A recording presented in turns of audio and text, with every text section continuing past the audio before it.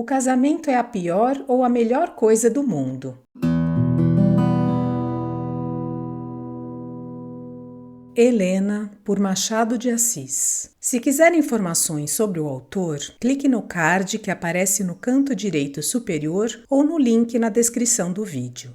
Dê um like se você gosta deste canal, comente, compartilhe e se inscreva. Se quiser contribuir, veja como na descrição do vídeo. Obrigada!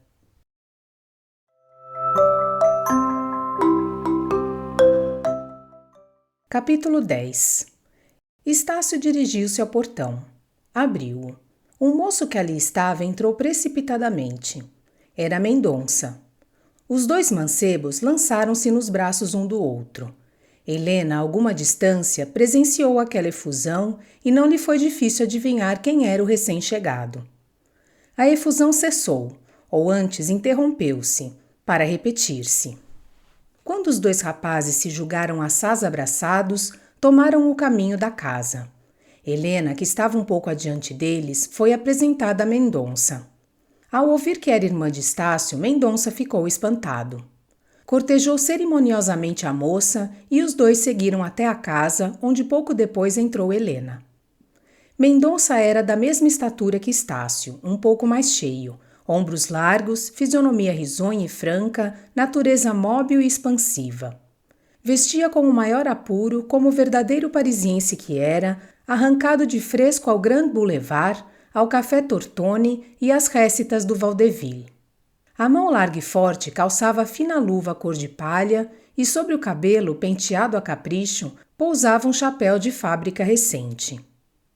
Estácio, antes de entrar, explicou ao amigo a situação de Helena, cujas qualidades e educação louvou com o fim de lhe fazer compreender o respeito e a afeição que ela de todos merecia.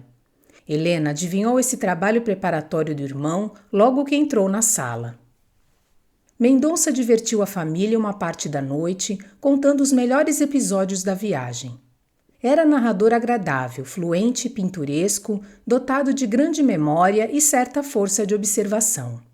Espírito galhofeiro, achava facilmente o lado cômico das coisas e mais se comprazia em dizer os incidentes de um jantar de hotel ou de uma noite de teatro que em descrever as belezas da Suíça ou os destroços de Roma. A visita durou pouco mais de hora.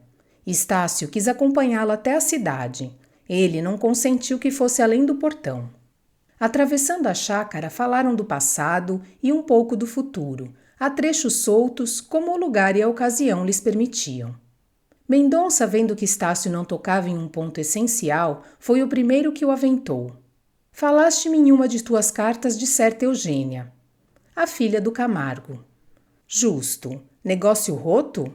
Quase terminado. Terminado na igreja, suponho? Tal qual. Quando? Brevemente. Marido, enfim, era só o que te faltava. Nasceste com a bossa conjugal, como eu com a bossa viajante, e não sei qual de nós terá razão. Talvez ambos. Creio que sim. Tudo depende do gosto de cada um. O casamento é a pior ou a melhor coisa do mundo. Pura questão de temperamento. Eu vi algumas vezes essa moça. Era então muito menina. Não te pergunto se é um anjo. É um anjo. Como todas as noivas. Feliz Estácio. Segues a carreira de tua vocação enquanto que eu... Tu? Interrompo a minha, e talvez para sempre. Preciso cuidar da vida. Não sou capitalista, nem meu pai tampouco. Adeus viagens. Tanto melhor. Arranjo-te noiva. Não é a tua vocação, mas não serás o primeiro que a erre, sem que daí venha mal ao mundo. Pois arranja lá isso. Em todo caso, não será tua irmã. Oh, não, disse vivamente Estácio. Na verdade, é bonita, mas... Se permites a franqueza de outrora, acho-lhe uma costela de desdém. Que ideia! É a mais afável criatura do mundo. Verás mais tarde. Hoje estava talvez preocupada. Em todo o caso, não havias de querer que ela saltasse a dançar contigo na sala, de mais a mais sem música. Mendonça acabava de acender um charuto. Apertou a mão de Estácio e saiu. Estácio acordou de um sonho. A realidade pôs-lhe as mãos de chumbo e repetiu-lhe ao ouvido a confissão interrompida de Helena. Ansioso por saber o resto, entrou ele imediatamente em casa. A diligência foi estéril, porque a irmã se recolhera ao quarto. Estácio imitou-a. Era forçoso esperar uma noite inteira, demora que o afligia, porque dizia ele consigo mesmo, cumpria-lhe velar pela sorte de Helena, como irmão e chefe de família, indagar de seus sentimentos e ordenar o que fosse melhor. Uma noite não era muito. Contudo, a preocupação retardou-lhe o sono. A confissão súbita, lacônica e eloquente da irmã ficara-lhe no espírito, como se fora o eco perpétuo de uma voz extinta. Nem no dia seguinte, nem nos subsequentes, alcançou o que esperava. Helena ou evitava ficar a sós com ele, ou esquivava-se a maior explicação. Nos passeios matinais, que eram frequentes, procurou Estácio mais de uma vez tratar do assunto que o preocupava. Helena ouvia com um sorriso e respondia com um gracejo. Depois dava de rédea à conversação e galopava na direção oposta. Como a fantasia era um campo vasto, nunca mais o moço lograva trazê-la ao ponto de partida. Um dia, a insistência de Estácio teve tal caráter de autoridade que pareceu constranger e molestar Helena. Ela replicou com um remoque. Ele redarguiu com uma advertência áspera. Iam ambos a pé, levando os animais pela rédea. Ouvindo a palavra do irmão, Helena susteve o passo e fitou-o com um olhar digno, um desses olhares que parecem vir das estrelas, qualquer que seja a estatura da pessoa. Estácio possuía estas duas coisas, a retração do erro e a generosidade do perdão. Viu que cedera a um mau impulso e confessou-o, mas confessou-o com palavras tais que Helena travou-lhe da mão e lhe disse: "Obrigada, se me não dissesse isso, ver-me-ia disparar por esse caminho fora até ao fim do mundo ou até ao fim da vida." Helena! Oh, não é vão melindre, é a própria necessidade da minha posição.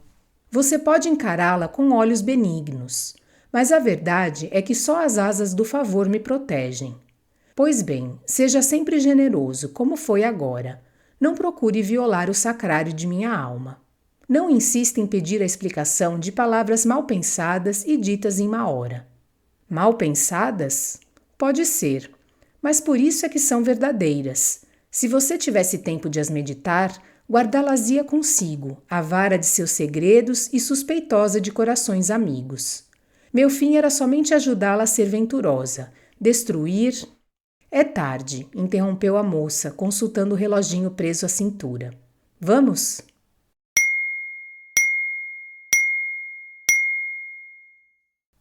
Estácio sorriu melancolicamente.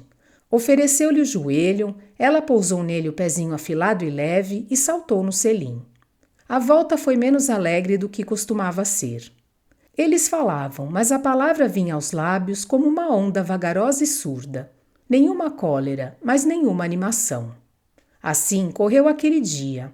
Assim correriam outros, se não fora a vara mágica de Helena. O natural influxo era tão forte que o irmão voltou desde logo às boas, sendo as melhores horas as que passava ao pé dela, a escutá-la e a vê-la, ambos contentes e felizes. O episódio da confissão vinha às vezes, como hóspede importuno, projetar entre eles o nebuloso perfil. Mas o espírito de Estácio repelia-o e a alegria da irmã fazia o resto. Entretanto, graças ao amigo recém-chegado, o filho do conselheiro saiu um pouco de suas regras habituais e começou a provar alguma coisa mais da vida exterior. Mendonça buscava realizar, em miniatura, o seu esvaído ideal parisiense.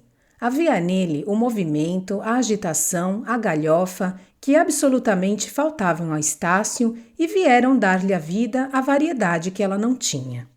Alguns espetáculos e passeios, uma ou outra ceia alegre, tal foi o programa de uma parte ínfima da existência de Estácio. Para contrastar com ela, tinha ele as manhãs do Andaraí e algumas noites do Rio Comprido. Ao amigo e à sua consciência, dizia o moço que estava a despedir-se da liberdade. A influência de Mendonça estendeu-se à própria casa de Estácio. Mendonça gostava sobretudo da variedade no viver. Não tolerava os mesmos prazeres nem os mesmos charutos. Para os apreciar, tinha necessidade de os alternar frequentemente. Se fosse possível, era capaz de fazer-se monge durante 1 mês antes do carnaval, trocar o hábito por um dominó e atar as últimas notas das matinas com os prelúdios da contradança. A fidelidade à moda custava-lhe um pouco, quando esta não ia a passo com a impaciência. Em sua opinião, o que distinguia o homem do cão era a faculdade de fazer que uma noite se não parecesse com outra. O Rio de Janeiro não lhe oferecia a mesma variedade de recursos que Paris. Tendo gênio inventivo e fértil, não lhe faltaria meio de fugir à uniformidade dos hábitos. O pior que lhe acontecia era a disparidade entre os desejos e os meios. Filho de um comerciante apenas remediado, não teria ele podido realizar a viagem à Europa nas proporções largas em que o fez, a não ser a intervenção benéfica de uma parenta velha que se incumbira de lhe ministrar os recursos de que ele carecesse durante aquela longa ausência. Nem a parenta continuaria a abrir-lhe a bolsa, nem o pai queria criar-lhe hábitos de ociosidade. Tratava este, portanto, de obter-lhe um emprego público. Mendonça estava longe de recusar. Pedia somente que o emprego não deslocasse da corte. Inquieto, amigo da vida ruidosa e fácil, inteligente sem largos horizontes, possuindo apenas a instrução precisa para desempenhar-se regularmente de qualquer comissão de certa ordem, Mendonça, com todos os seus defeitos e boas qualidades, era homem agradável e aceito. Os defeitos eram antes do espírito que do coração. A variedade que ele pedia para as coisas externas e de menor tomo não a praticava em suas afeições, que eram geralmente inalteráveis e fiéis. Era capaz de sacrifício e dedicação, sobretudo se lhe não pedissem o sacrifício deliberado ou a dedicação refletida, mas aquele que exige uma circunstância imprevista e súbita. Não admira que a presença de tal homem viesse modificar o tom da sociedade de que era centro a família de Estácio quando ele ali fazia alguma aparição. Era o sol daquela terra. Não tinha a rijeza do figurino, nem o ar do estrangeirado. A tesoura do alfaiate não lhe dissimulara a índole expansiva e franca.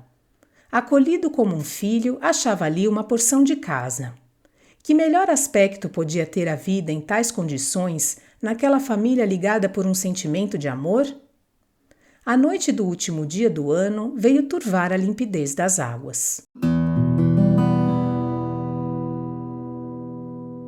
Desejo que tenham gostado deste capítulo da obra Helena, de Machado de Assis. Obrigada por sua companhia e até a próxima.